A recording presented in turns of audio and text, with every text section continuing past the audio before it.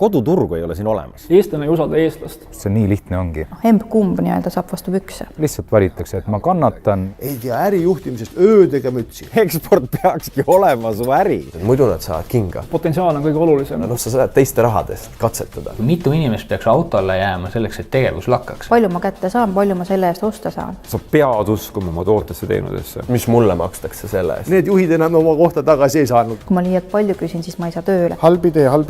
Kui ma liialt vähe küsin, siis ma olen ju loll. Ma teen 3 kohtumist nädalas. Kui sa odavalt teed, sa sealt odavalt tegema. Ja sa kaotad reaalselt raha. Saa see pidamine kuskilgi. Tramm paneb ette antud rada kogu aeg. Kõik juhid tahavad uusi lahendusi. Vaadake üle piiri. Juht ei jaga matsu lahti elama. See kõik, mis sa kunagi koolis õppisid, on nagu aeg on. Sa oled bilansis tööjõukulu. Enne kui sa saad, sa peaksid võimalikult palju andma. Raha on tagajärg. Eesti keskmise ettevõtte veeb ei müü. Ja nendel peabki kogu aeg kuklasse hingama. Me tegime raha nagu väike pank.